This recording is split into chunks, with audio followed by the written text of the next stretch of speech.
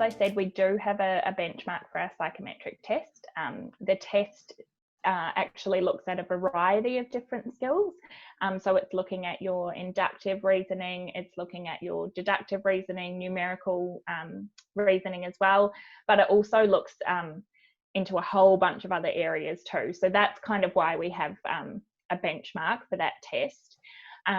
Secondly, we're not expecting grads to have a great ability to showcase all these wonderful things that we say that we look for, like the global mindset and the innovative mindset, but we're essentially just looking for someone who's a bit of an all-rounder and who understands kind of where the world is going essentially, and what our clients might be looking for in terms of our output. So I guess if you are part of clubs at university, if you're doing something in the community, if you're working part-time, if you've had a variety of different jobs that you've done throughout university, if you've done other internships, if you are a leader in any sports team, or even just a participant in a sports team, all of that stuff is super valuable to us. And I guess in a way it shows that you're putting yourself out there and doing more than just turning up to university and getting good grades.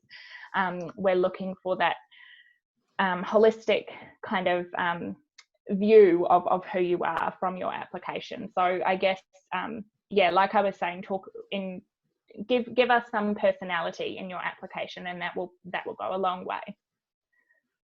Hannah, if I can add to that, I just remember in my interview ended up being about an hour long, and I had my prepared answers for what are my strengths and weaknesses, what's the challenge that I faced, and I was really prepared for those ones, but they went by really quickly. And then it wasn't until I started talking about some of the travel that I've done and some of the odd jobs that I'd done that were a bit different, and obviously I wasn't like, I'm Kentucky, because that's not going to get you far. But it's just things like that, that are different to other people. So for me, I've worked in a retirement home. Not many people have worked in a retirement home. So kind of what did I learn from that, and kind of the different things that came from that. My hobby is writing. So so that's something that anyway that people keep coming to me now being like, you're a writer, and I'm like, no, it's a hobby, but it's things that they'll come to me and be like, oh, can you write this thing for me, can you write this thought leadership for me, and stuff like that. And so it's just little things that differentiated, and we ended up talking about those things for so much longer than the structured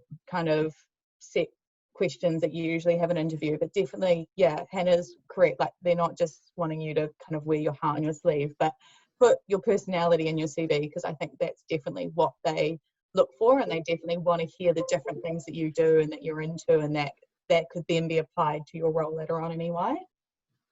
Yeah, absolutely. That's such a good point, because I think if even just walking around the EY office, not that we can do that at the moment, but you meet so many people with really interesting backgrounds. They're all from different walks of life, different communities, different countries, and I think that is just because we're not just looking for a cookie cutter approach for recruitment. We really are interested in who you are as a person. And Emma's just hit the nail on the head there with the interview example, because we do have a set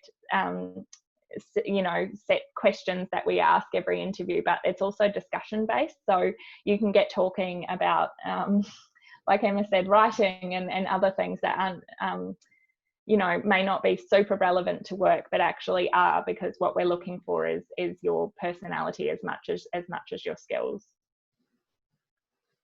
Most definitely. Thanks both for sharing. And I think that's to a broader point. It's the reason why EY look for, and why a lot of employers will say that they look for diverse candidates, is for that point, is diversity of thought. It's not actually to tick a box in the corporate world saying that we've done this, and this, but they're actually looking for people who think differently. And so that whether that's writing or music, you'll see that in a lot of graduate employers. And it's really, really well covered off, both Hannah and Emma. Really interesting insights.